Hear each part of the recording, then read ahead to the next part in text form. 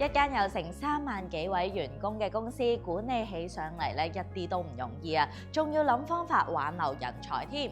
積金好僱主，顧好你將來。今集就有新鴻基地產睇下呢一位好僱主有啲乜嘢計仔同大家分享。鄧生你好，我知道咧新地一直都有好多健康又窩心嘅員工福利，而且啲員工嘅歸屬感都好強添㗎。到底你哋有啲乜嘢秘密武器呢？新地一直秉承以心見家嘅文化，我哋非常關顧我哋員工。我哋40幾年以嚟咧，喺總寫字樓同埋地盤，我哋都提供午膳嘅。我哋希望同事好注意均衡嘅飲食，食得更加健康。提倡健康生活之外咧，我哋都提供好多運動項目俾我哋同事去參與嘅。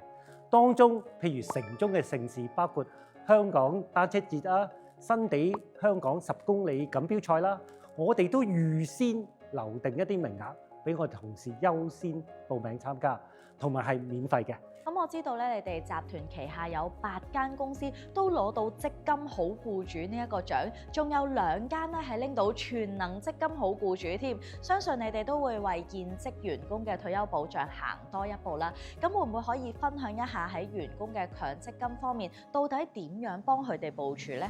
現行嘅法例咧，其實就強積金咧係供款咧係1個月咧最多係1500蚊嘅，但係公司考慮到即係員工嘅收入嘅狀況啦，咁我哋亦都提供咗一個福利咧，就員工可以供多啲供款。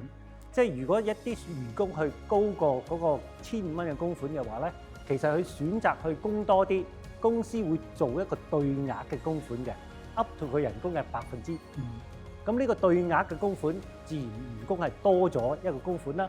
我哋相信對於佢退休嘅時候咧嘅保障會更加好嘅。咁除咗呢個供款之外咧，其實新地都係現在唯一一間有一個強積金僱主營辦計劃嘅公司嚟嘅。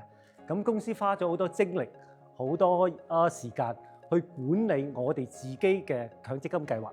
咁當中我哋挑選咗10個基金嘅，咁都係我哋精挑細選嘅基金，適合一啲唔同年齡啊、唔同投資取向啊，或者風險取向嘅一啲同事去選擇佢嘅基金。我哋亦都係親自有同事咧，係其中一個基金咧係自己管理翻嘅。咁變咗咧，我諗自己同事睇翻自己同事嘅錢，我諗更加會係俾多啲心機，同埋信心亦都會大啲。仲有就話 keep 個管理費平一啲。咁同事如果有意見、有問題，亦都可以直接揾到我哋管理基金嘅同事。咁我哋溝通咧係更加緊密嘅。咦，咁可以話係自己嘅錢自己管喎，又真係唔同啲。相信呢個表現都一定唔曳㗎啦。最後都想問下，如果用一句説話形容新地呢一個老闆，你覺得應該用邊一句話呢？